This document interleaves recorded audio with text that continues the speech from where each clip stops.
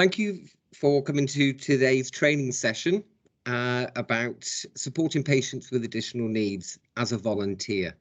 My name is Carl Griffiths. I'm the named nurse for Safeguarding Adults, and part of that role I work with patients with learning disabilities, dementia and autism and physical disabilities. So the intention of this session is to purely give you an awareness of the type of patients you will be supporting, the situations you will find yourself in, and giving you some idea of some tips that you might well use in supporting these patients, and giving you a kind of an emphasis on how you fit in to that person's care when they're admitted into hospital.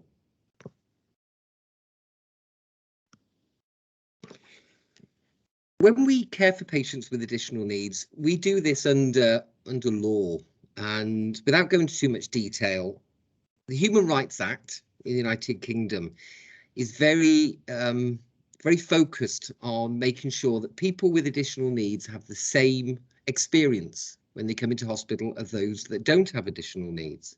It's all about equality, and that is defined under the Equality Act.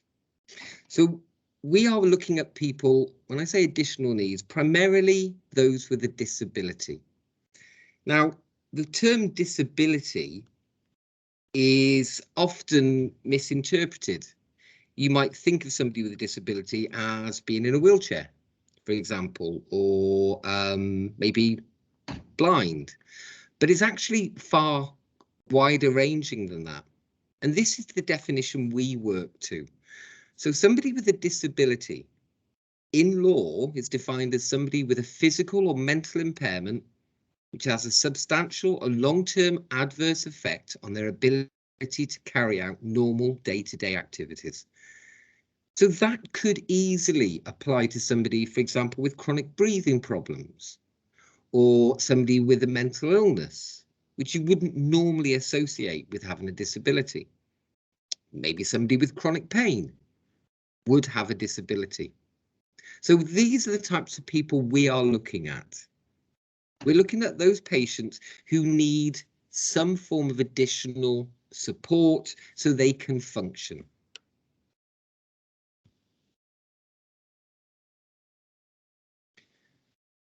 Now, can you tell out of these 6 ladies who has a disability? It's not easy, is it? As I've said, if somebody was in a wheelchair, it makes it far easier. But actually, out of these 6 ladies, 4 of them do have a disability, ranging from dementia, learning disability, to autism, Asperger's. That's what we're talking about. Not every person who needs additional need, who has additional needs, sorry, is immediately obvious. And we do potentially kind of make assumptions about people. We make assumptions about what they need help with, and we might be spot on, but we're completely off the mark. We use the term a hidden disability, and lots of people with a hidden disability can be quite reluctant to share that. They might actually deny they've got one because they are worried about how they're going to be treated from a negative perspective. So here, what we are very much focused on is not using that term disability, just using the term additional needs.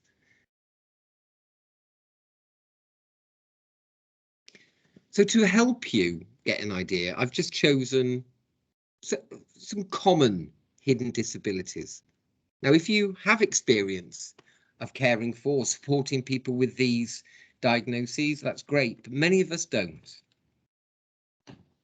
So let's look at learning disabilities. You might have heard that term before. But people often use the wrong terminology. Now, you might have heard the word learning difficulty. Now, a learning difficulty could be any of these. It's, struggling to be able to read something.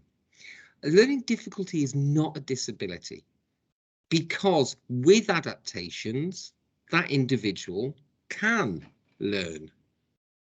There is no limit as long as those adaptations are used.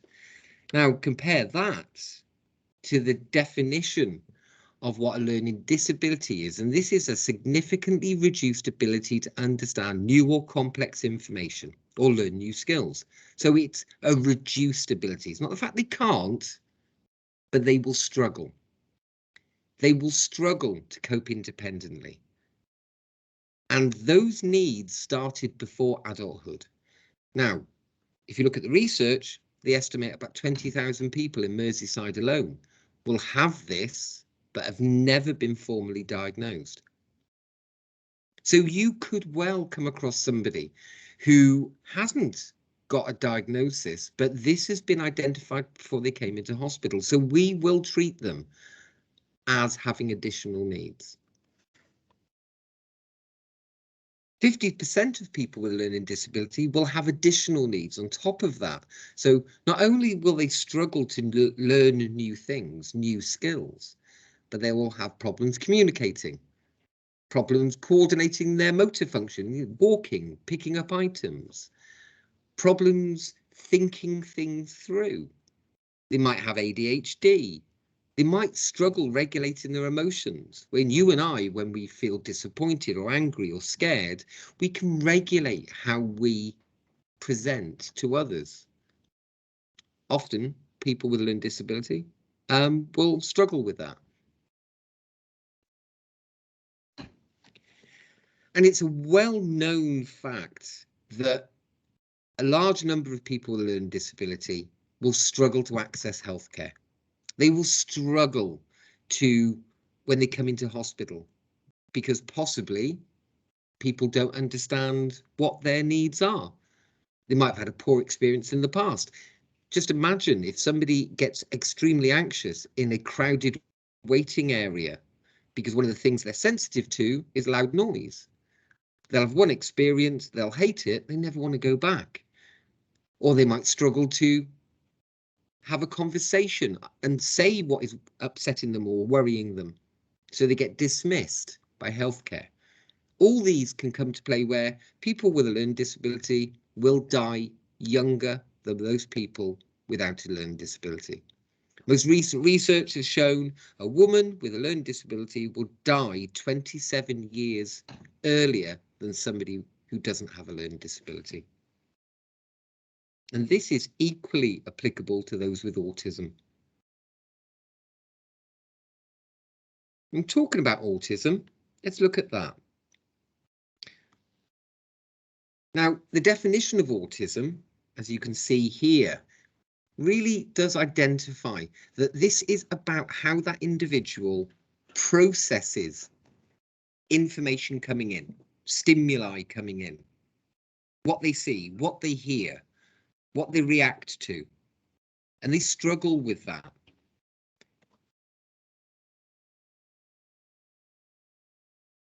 Now, the term Asperger's is something that you might well have heard about.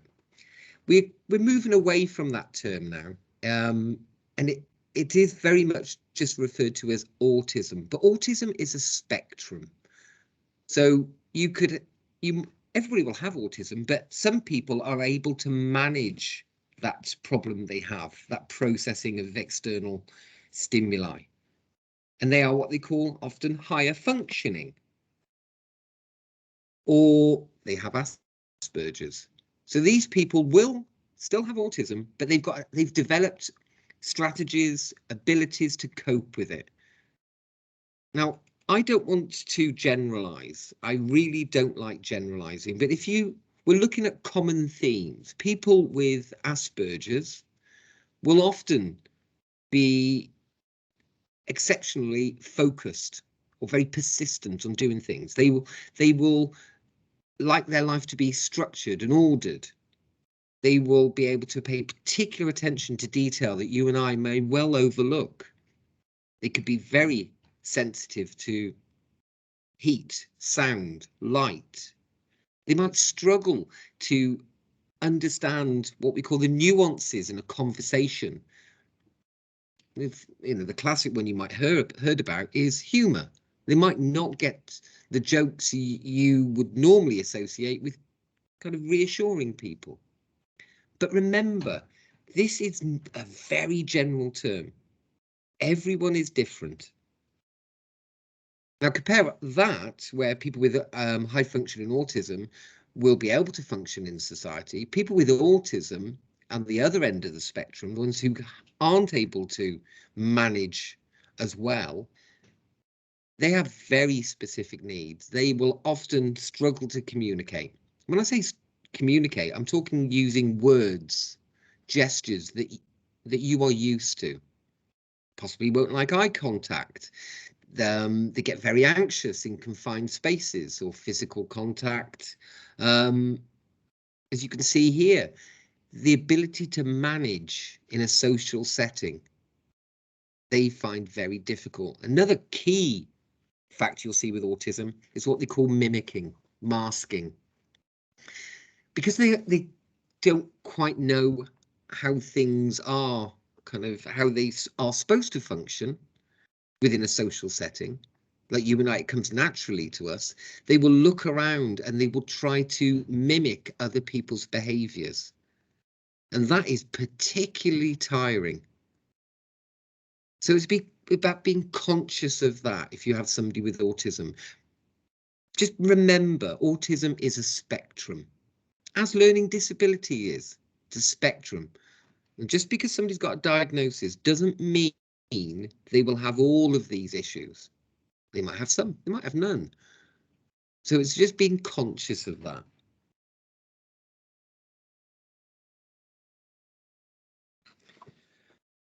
When we talk about dementia, now dementia is completely different to learning disabilities and autism. This is about how the brain is functioning. Now, the definition of dementia is this. It's a collection of symptoms.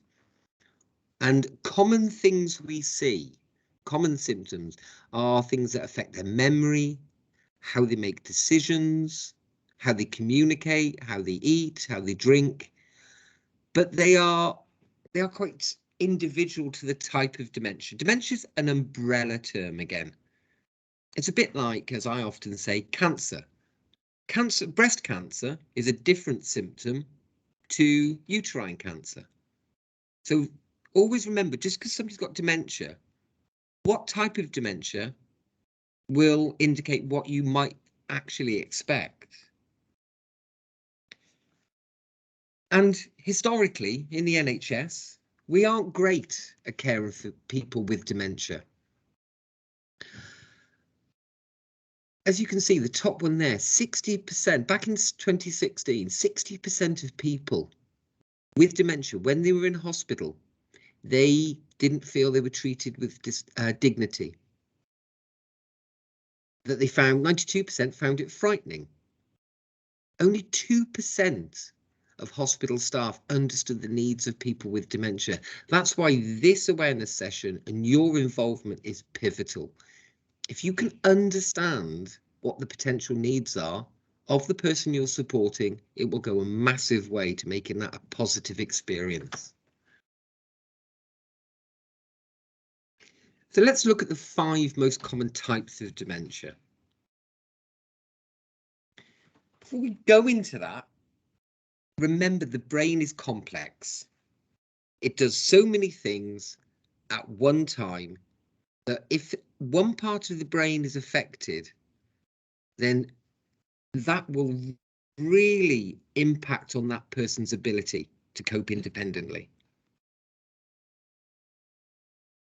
All these things are happening on a second-by-second basis. We take for granted, and you never appreciate what something does until you lose that ability.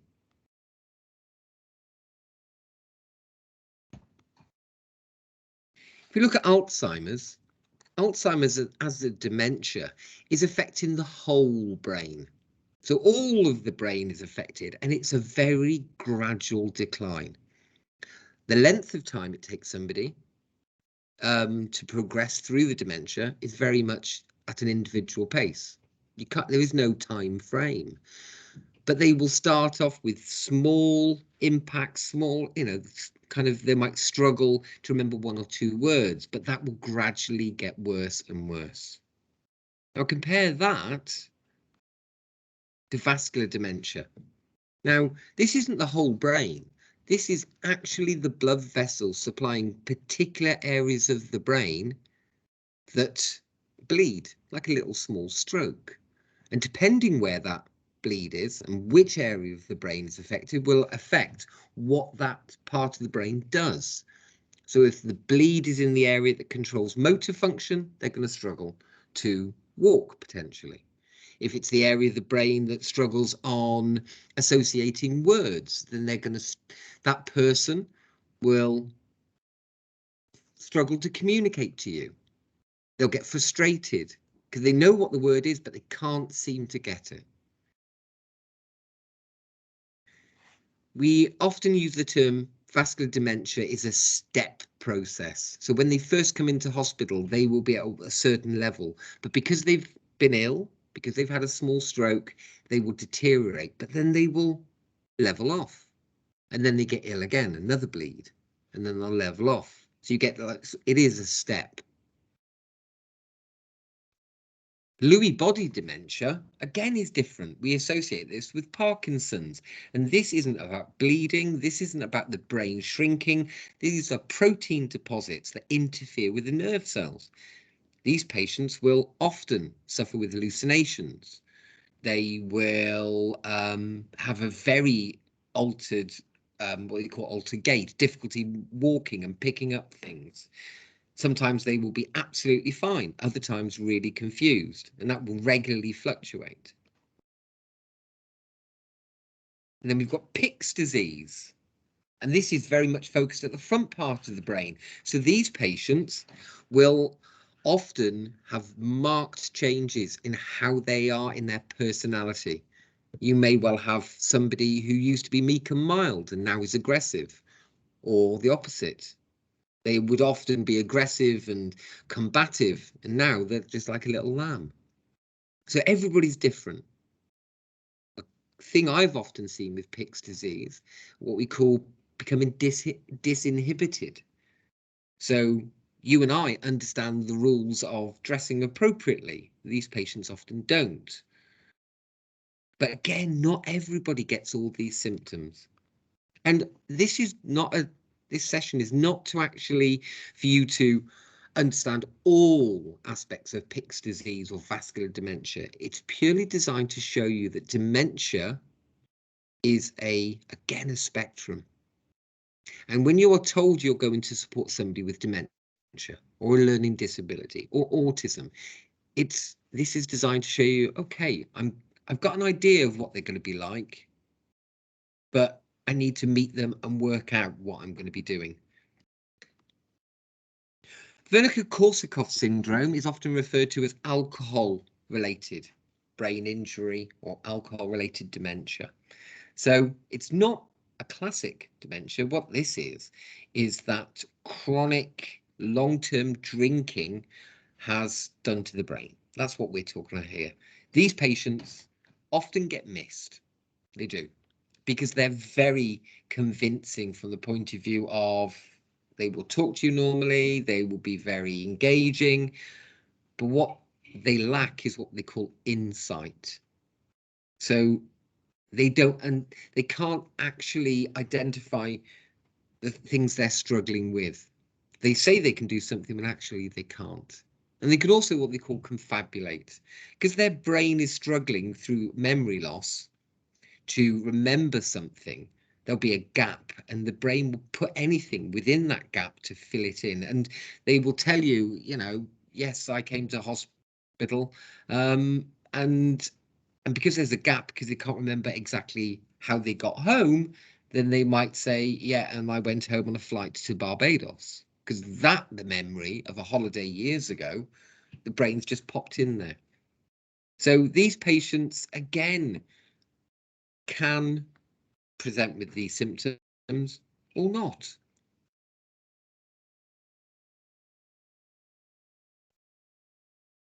The progression of dementia, as I've said, is we don't know the timescale, but we do know it is a degenerative process.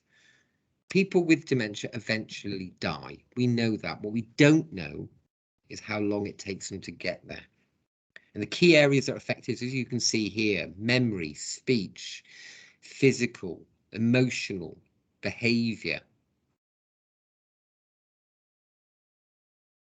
A term within dementia as well you might come across is sundowning.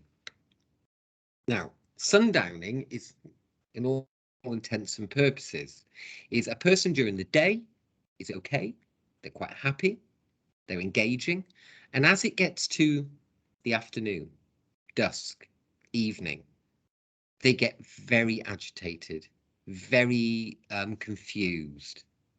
And then as the morning happens, it settles down, and you can almost see it every day.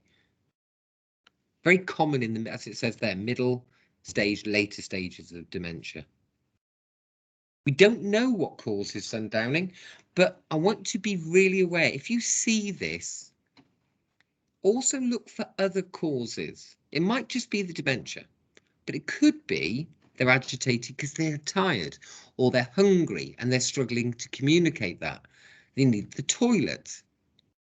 So don't accept sundowning as, oh, that's just how they are. That behavior you're seeing might be their way of communicating another need because they haven't got the words or the ability to share that. As we said, tips for reducing the likelihood of sundowning, definitely about understanding how they communicate and almost going through, as we do with young children, because they struggle to communicate, go through a process of elimination. If they're struggling to communicate, do you want to go to the toilet? Do you want me to get you something to drink? Are you in pain? All those things could well be pivotal and the cause. Think about how they've been during the day, how they've been during the night. Are they shattered? Are they overstimulated?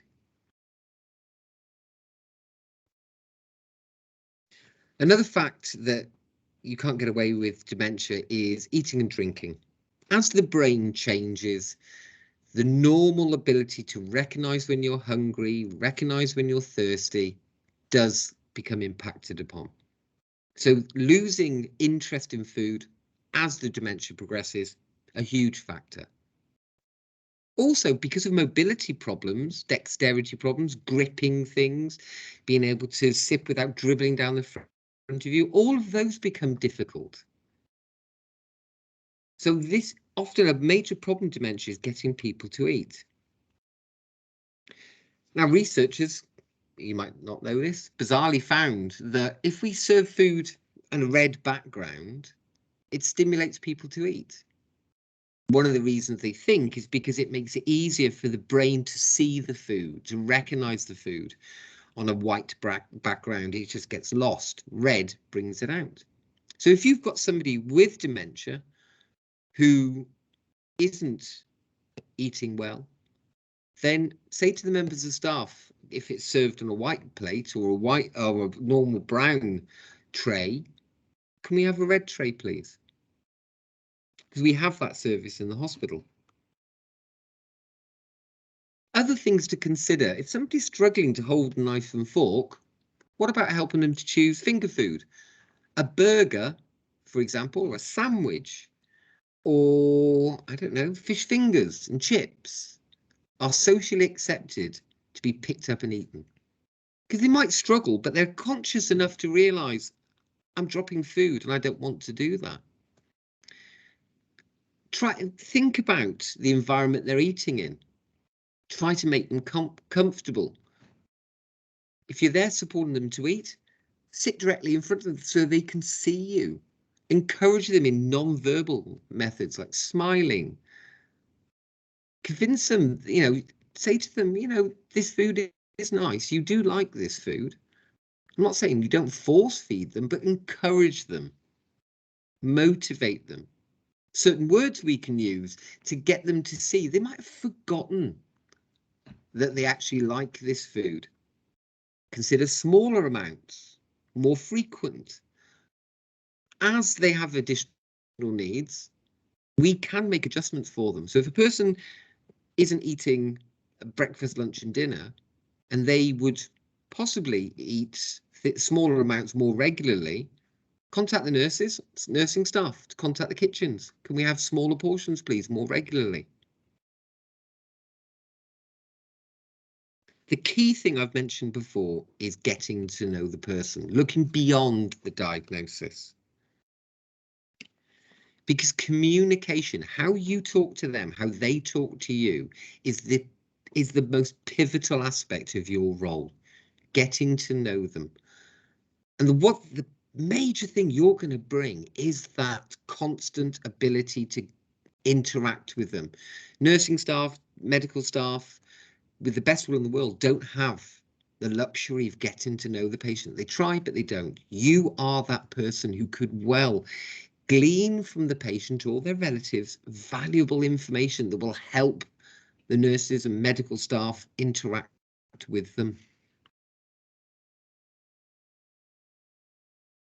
And as I said before, every person is different.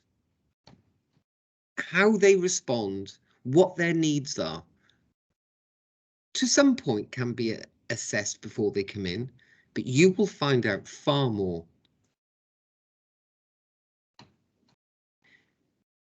Getting to know how the patient sees the world through their eyes, based on their additional needs, is absolutely pivotal. And that's what you would need to understand. Now, later on, we'll talk about information you'll have access to. But when you are there engaging with them, you will, as I've said, you'll pick up things that we want you to share. You'll work out how this person communicates, how they pass on messages, how they receive information. That is going to be vitally important. And it's not just the patient, relatives, carers outside of the hospital. They'll have valuable information that you could use to get to know them if they're visiting. Anything that helps to get to know that person better is going to be advantageous. Some tips when we are dealing with people who have hearing loss or are deaf. Lip reading is one of the most common strategies people who are deaf or are hearing impaired will use. So these individuals need to be able to see the person's lips that they're talking to. And we sometimes don't acknowledge that. I've seen it done regularly, that we think if we raise the volume of our voice, that will help them hear. No. But looking at our face, speaking normally so they can see our lips is a huge bonus. Top tips: make sure you've got their attention before you start talking. So starting a conversation when you're behind them or you're in another room, it's not going to help. Just imagine if somebody just snuck up behind you and then tapped you on the back when you weren't expecting it. So approach them from the side so they can see you, or the front. The environment. For those people who have reduced hearing, then a quieter environment is going to make it easier for them to hear you. So make sure you can see your lips. Now, under the current climate where we wear face masks, that's difficult. But in these situations, you will be allowed to wear a face visor. And I've done that because it helps communication.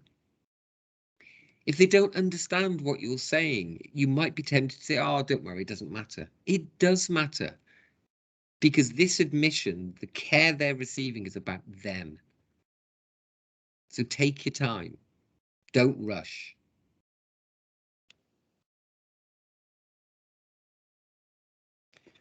And also, lip reading is tiring. So be conscious of the conversations you're having and consider shortening them, allowing the person to rest, reminding nursing staff and doctors as well that this person looks tired. Because part of the role of supporting them may well be, to some point, advocating, promoting what you know about that patient to people who don't, reminding them. I mentioned earlier getting to know the person and some documents. So these two documents we use in this hospital and outside. And they're documents that have valuable pieces of information. Now, they're optional. They don't have to be filled in by relatives or the patients themselves, but both of them will contain valuable information. It will contain information about how they like to communicate, how they eat, how they drink, how they walk, things they like, things they don't like. The This Is Me document for patients with dementia will contain a backstory, something about that you could use to engage with them.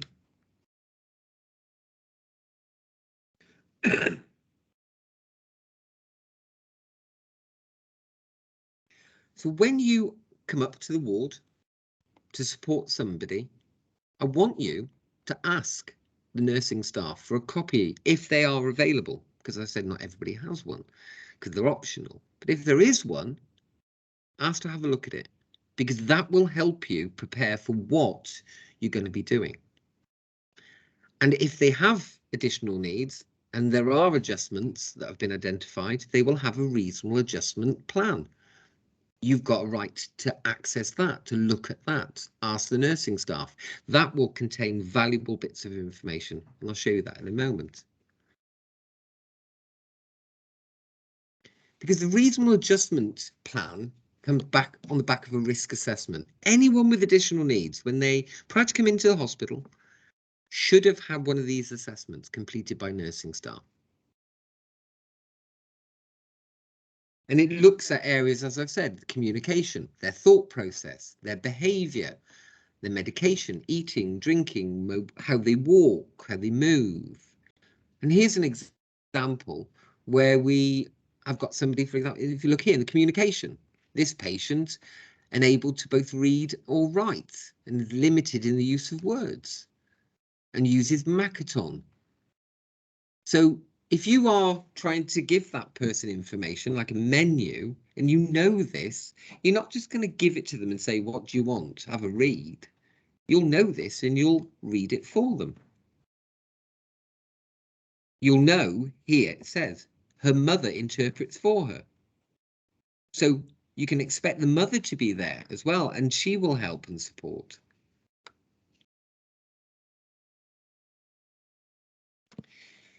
The key thing as well is making a connection. That's how you are going to make a massive difference in these people's lives. And when somebody who struggles to communicate, struggles to articulate, then your awareness and your involvement is going to make, as I said, a huge difference. Think about music making a connection with somebody. It might help them think about something in the past when they were happy. As it says there, sports, pets, making a connection about an aspect of their life, so you're engaged with them and you get a better understanding of that individual. And music isn't just about reminiscing. It's not just about making a connection. It's also a phenomenal tool to make people feel happy or more relaxed, depending on the type of music. So if you think music's going to help you support this person, say to the nursing staff, I need a radio or access to a television. Now, if the nurse in charge of the area hasn't got access to that, contact safeguarding. If you need something to help you support that patient, then ask. There's every possibility we can get that for you. And when we talk about reminiscing, we talk about reminiscing because sometimes it's useful, especially with people with dementia, to take them back to a time and place where they were happier. And it's good, it's a useful tool.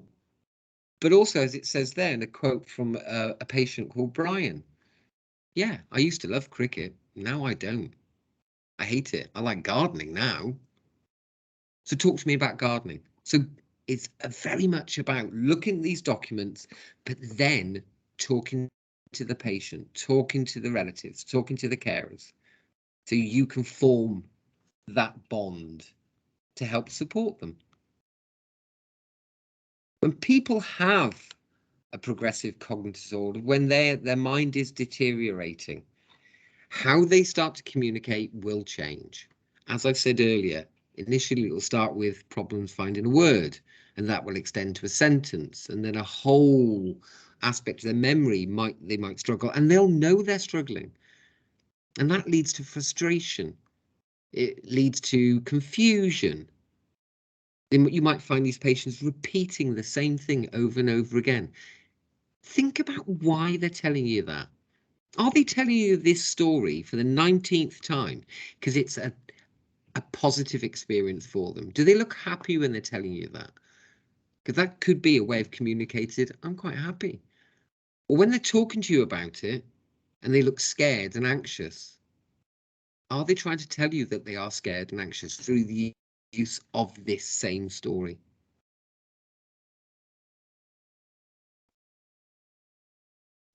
Never make assumptions about somebody's ability to communicate, regardless of the diagnosis, never.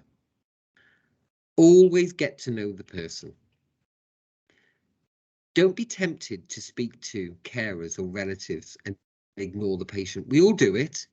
We might go in and say hi to the patient, and then within a couple of seconds, all the conversation is with the carers and relatives. Always keep forefront in your mind, it's about the patient with additional needs. Keep bringing it back to them. Give the patient time to communicate with you, to respond. Think about the environment you're in. Is it noisy? Is it cramped? Could you do this somewhere else? And limit your questions. You know, we often get into a habit of asking multiple questions straight away.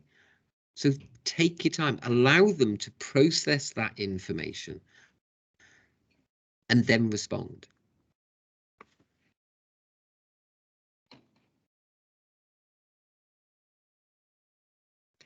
And I want to reassure you now, humour is fine.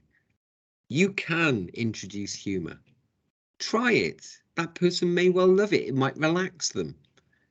But everybody is different, and what one person finds funny, another person won't. That's just life, isn't it? But don't be scared about doing it. We do associate certain types of patients with additional needs as hard to care for. We use that term, behaviour that challenges, often referred to as challenging behaviour, aggression, agitation. And you might be worried about that. I don't want you to be worried. I just want to go through it very quickly. So, as I've said, behaviour, how a person is behaving in your presence, should be viewed as a way of communicating something. They might be communicating that they are scared. They might be communicating that they are tired. And the way they're doing it is through their behaviour. So think about how they're behaving and what could be causing it, and go through that process of elimination. They might need constant reassurance, and that's where you will be, again, pivotal. Reassuring them that where they are, things are safe, that what's going to happen next, because they've forgotten. And if we don't know what's going to happen, everybody, human nature, defaults to a bit of a panic. So your presence and constant communication can make a huge difference in their behaviour.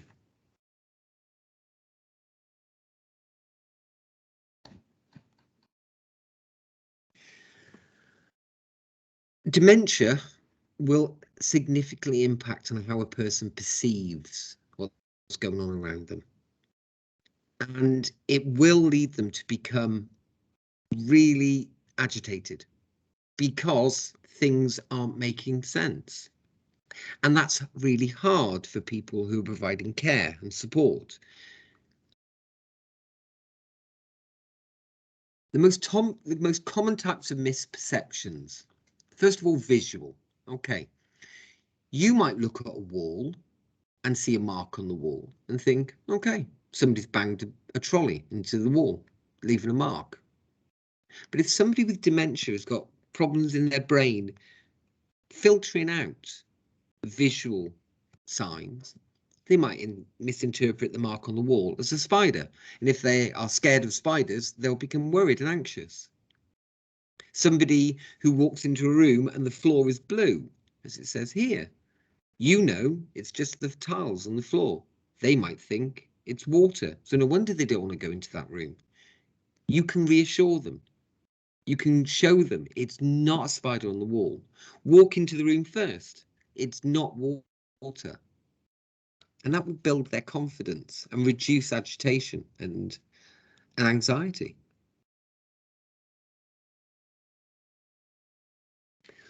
Also, as we said before, some patients will suffer with hallucinations, whether they hear things, see things, smell things that aren't there. It is real to them. It's not real to you, it's real to them. And you will again be perfectly placed to reassure them. No, the voice you've just heard, it's an hallucination. I'm here. Feel safe. No, the place isn't on fire.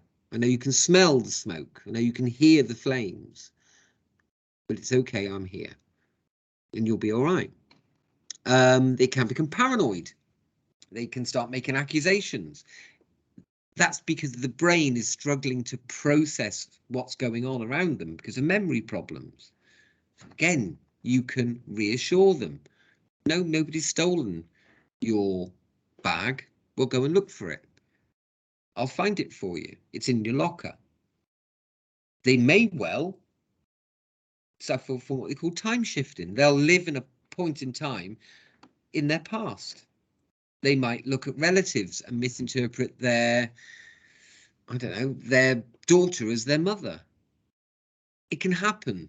So your job is to think about the overall, reassure them. And especially when it comes to time shifting, if they're confused, if they're looking at their son and they think it's their husband, do you really want to correct them?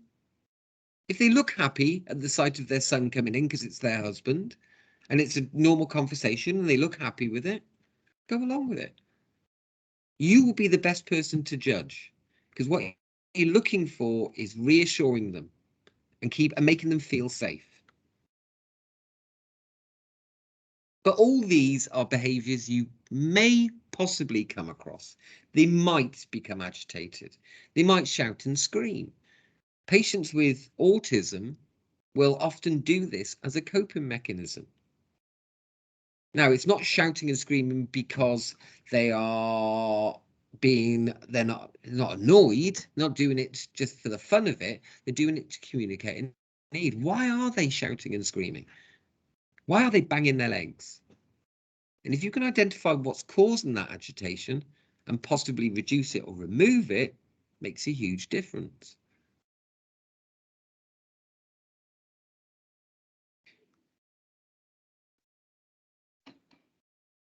These are 2 comments about, actually, I'll just go back, go to the first one. These are views of people with autism, how they view the world.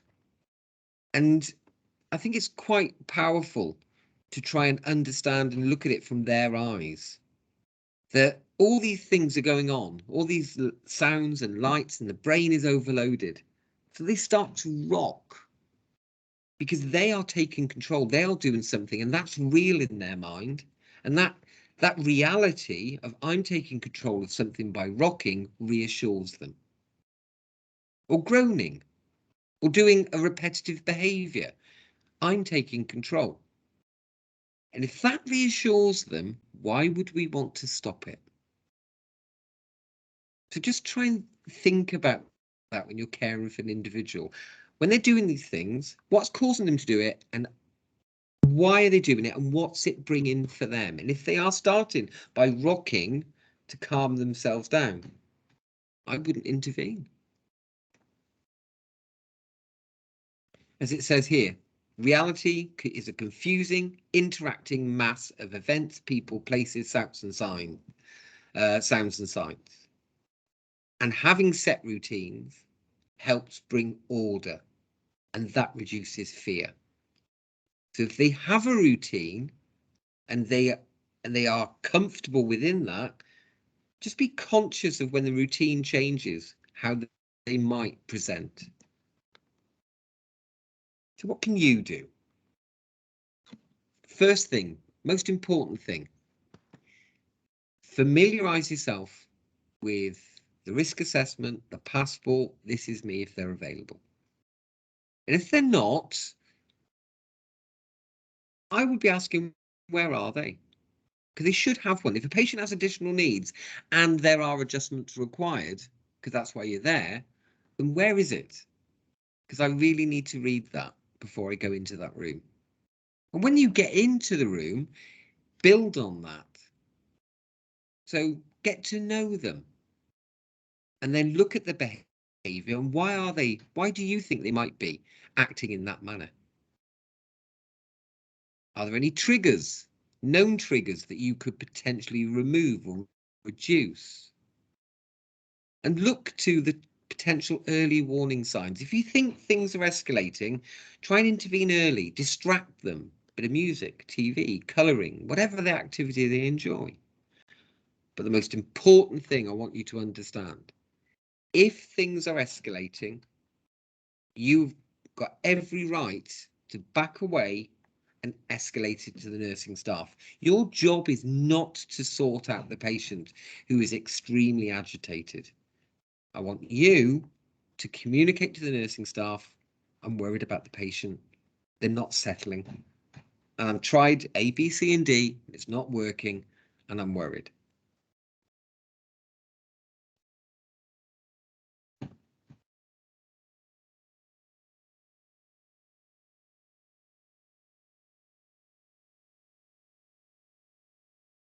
We are going to provide you with a diary. Well, it won't be an actual diary, but it will be a document that we want you to fill out on a regular basis. So when you're with that patient, I want you to record, what did they eat and they drink? What did they like? What didn't they like? Topics of conversation, topics that made them feel happy, topics that they really didn't like talking about, activities they enjoyed, activities you tried and they didn't.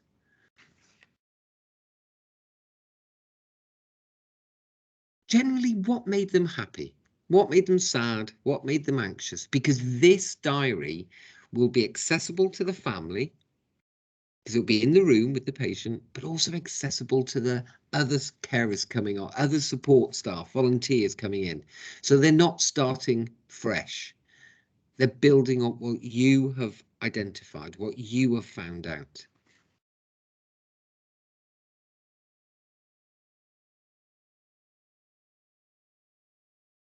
So to summarize, I know it's been quite a long talk, a lot of information. So it's easier if I just kind of pick out the top tips. Every patient, regardless of whether they have additional needs or not, have the same access to healthcare. And that's what we are trying to ensure we provide. Don't make assumptions about an individual. People with dementia will be different, even within the confines of dementia. Everyone will be different. So try and get an idea of how they see the world. And you do that, as I've said, by looking at the reasonable adjustments, the passports, this is me, and talking to them, talking to their family, or carers who are with them. Behavior can be challenging, but look at it from the point of view of it is communication. They're not doing it intentionally, they're doing it to tell you something. And if that behavior is causing the patient to become extremely agitated, potential harm to you or themselves or others, seek assistance immediately. Go to the clinical staff. And lastly, document what you've done, because it will be vital for the next person coming along. That's the end of this session. And what I'm going to do now is I'll stop the presentation and then we can have a if you've got any questions, we'll have a little chat. Okay.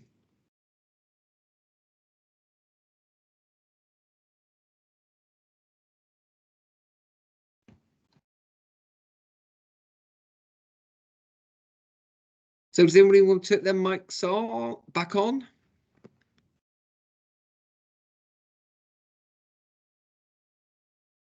Hello? Hi, Carl. Hiya. Hiya. Right, Stacey, Hi. Hayley, any Hiya. questions for me?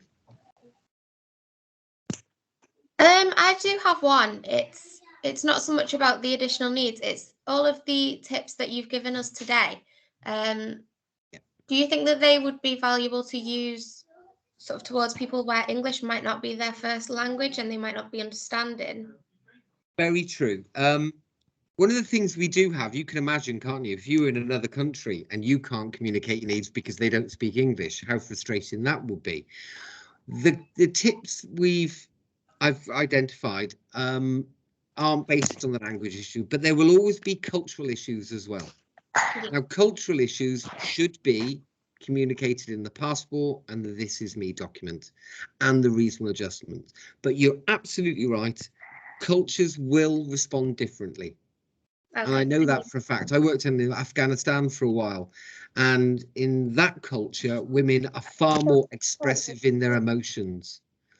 And it was a shock to me, but it's normal there. Okay. Okay, absolutely true. Thank you. Hayley. Any questions, Hayley? No, I think I'm all right, you know. Let's just Okay. put the camera on. Just trying to walk away from the baby. No, I think I'm okay because I pretty much knew loads about dementia anyway. My grandpa had it and like family Great. members and stuff. And we've been learning all about like different health stuff in my college course and Okay. health assignments and stuff like equality. And so Good. no, I think I'm okay. It was just interesting to see from like a volunteer side rather than like a qualified like nurse side kind of thing. And yeah. It was The way good. I look at it, your job, twofold really, that you will have the flexibility to have more time to be with the patient and therefore develop a relationship, to get to know what their needs are and provide that reassurance. But also you will be there to potentially take the pressure off relatives and carers. Yeah. So they might feel they have to attend when they've all got busy lives and they could do with a bit of respite. Or the fact that there is nobody else available to come. So you've got patients who just rock up by themselves. So you could be so that nice person who's for them, just on their kind own of or whatever. provide that reassurance. It's distressing enough when you first come into hospital when you don't have additional needs. But when you compound the nervousness of coming into hospital with everything else, it's got the potential to be a horrible experience. So your job is absolutely pivotal to a positive patient experience. Yeah. Okay. Yeah, perfect. Thank you. Well, I'm going to stop the recording now and let's see.